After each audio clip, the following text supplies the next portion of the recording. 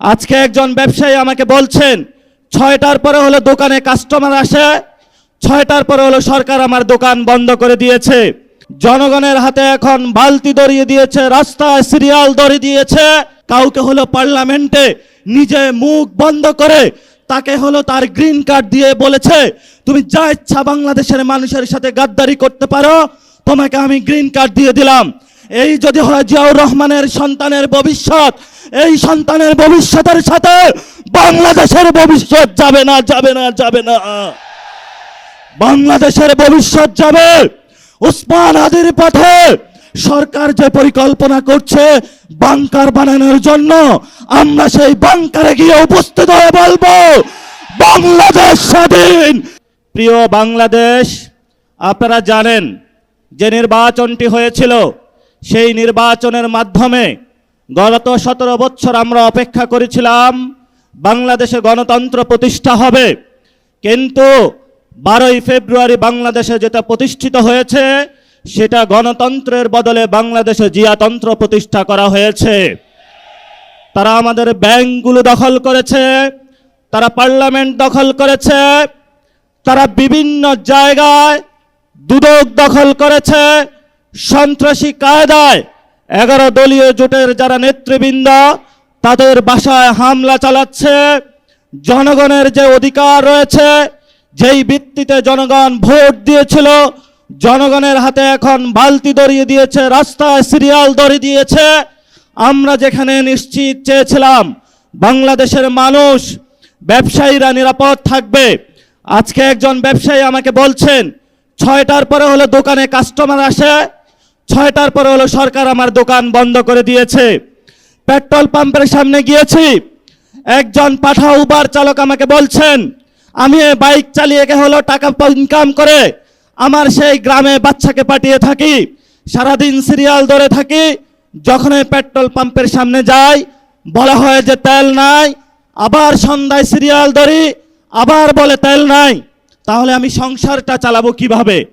বাংলাদেশের সাংবিধানিক যে প্রতিষ্ঠানগুলো রয়েছে, সেই সাংবিধানিক প্রতিষ্ঠানগুলোকে আমরা যখন একটি নতুন বাংলাদেশে সংস্কার নিশ্চিত করতে চেয়েছিলাম, দুদকে সংস্কার নিশ্চিত করতে চেয়েছিলাম, বিচারালয়ে সংস্কার নিশ্চিত করতে চেয়েছিলাম, পুলিশ প্রশাসনের সংস্কার নিশ্চিত করতে চেয়েছিলাম, সাংবাদিক ভাইদের সংস্কার নিশ্চিত করতে চেয়েছিলাম, ব্যবসায়ী ভাইদের সংস্কার নিশ্চিত করতে চেয়েছিলাম, ব্যাংকিং খাতে সংস্কার নিশ্চিত করতে চেয়েছিলাম, সেখানে হলো মাননীয় প্রধানমন্ত্রী তার চিরচরিত অভ্যাস হাওয়া ভবনের ভাই বারাদেরকে নিয়ে এসেছে, কাউকে দুদুকে বসিয়েছে, কাউকে বাংলাদেশ ব্যাংকে বসিয়েছে, কাউকে বিচারালয়ে বসিয়েছে, কাউকে হলো পুলিশ প্রশাসনে বসিয়েছে, কাউকে হলো পার্লামেন্টে নিজে মুখ বন্ধ করে তাকে হলো তার গ্রিন কার্ড দিয়ে বলেছে তুমি যা ইচ্ছা বাংলাদেশের মানুষের সাথে গাদ্দারি করতে পারো, তোমাকে আমি গ্রিন কার্ড দিয়ে দিলাম।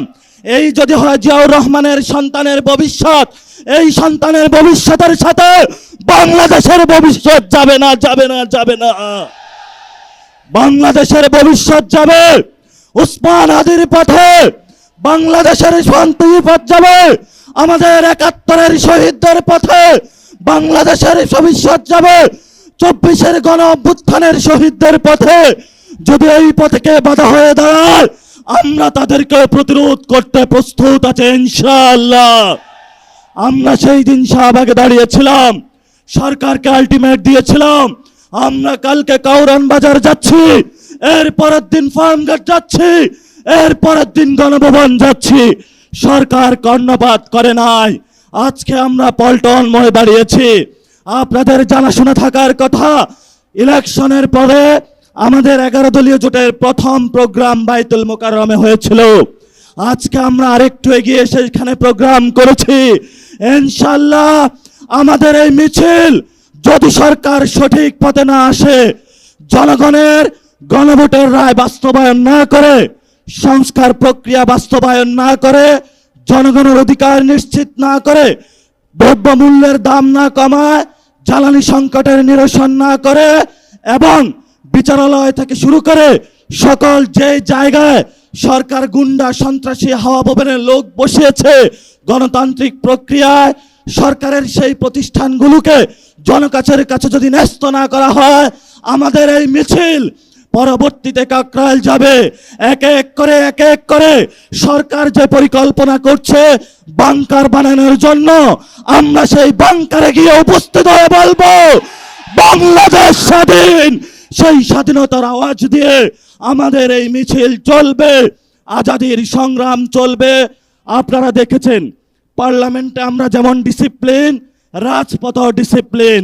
সরকারের প্রশাসনের ভাইদেরকে বলবো আমরা এখানে ডিসিপ্লিন কায়দায় আছি, ভবিষ্যতেও থাকবো।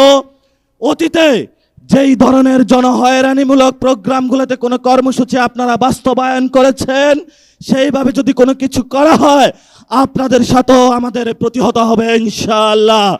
আপনারা আমাদের ভাই যারা মিডিয়া পাড়ায় আছেন, আমরা জানি আপনাদের যারা মালিকবৃন্দ রয়েছেন অনেক জায়গায় গিয়ে তারা তাদের আত্মসমর্পণ করেছেন, কিন্তু যারা সাংবাদিক ভাইরা যারা আপনারা আজকে এখানে ক্যামেরা ধরে আছেন, যারা রিপোর্টিং করছেন, যারা স্টাফ রিপোর্টার আছেন, যারা বিভিন্ন নিউজে এক্সিকিউটিভ পদে আছেন, আপনারা কিন্তু কারো কাছে মাথা বিক্রি করেন না, এটা আমরা জানি।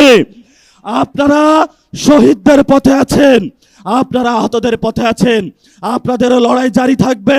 সচিবালয়ে যারা আছেন, আপনারা রাজপথে যেই মানুষগুলো যুদ্ধে অবতীর্ণ হয়েছে এবার তাদের সাথে থাকবেন। সাথে সাথে যেই ব্যবসায়ীরা গুলশান অফিসে সিরিয়াল দিয়েছিলেন এখন আমাদের কাছে এসে কান্না করছেন, কান্না তখনই আমরা শুনবো যেদিন আপনারা গুলশান অফিসে লাইন বন্ধ করে জনগণের কাছে আসবেন, তবেই আমরা আপনাদের ওই দিন কথা শুনবো। তারেক রহমানের কাছে আপনারা বর্গা দিয়েছেন, সকল প্রোডাক্ট কিন্তু তারেক রহমান কিনতে পারবে না। যদি কনজুমার বলেন, কনজুমার কিন্তু আমরা। যদি ভবিষ্যৎ আপনাদের নিরাপত্তা নিশ্চিত করতে হয়, নিরাপত্তা নিশ্চিত কিন্তু আমরাই করব। ভবিষ্যৎ বাংলাদেশের যে আজাদী সংগ্রাম, মুক্তির সংগ্রাম, গণতন্ত্রের সংগ্রাম, জিয়াতন্ত্র থেকে মুক্তির যে সংগ্রাম, জিয়া ফ্যামিলিকে বাংলাদেশ থেকে, বাংলাদেশের মানুষকে জিয়া ফ্যামিলি থেকে উদ্ধারের জন্য যে সংগ্রাম, সেই সংগ্রামের সবাই ঐক্যবদ্ধ হবেন, রাজপথে থাকবেন, লড়াই চলবে দুর্বার গতিতে। আসছে ফাগুনে, বসন্ততে, আগামীর দিনগুলোতে দ্বিগুণ, তিনগুণ, চতুর্গুণ হয়ে ইনশাআল্লাহ আমরা মাঠে ফিরবো। সবাইকে আসসালাম। ইনকিলাব জিন্দাবাদ, আজাদি জিন্দাবাদ।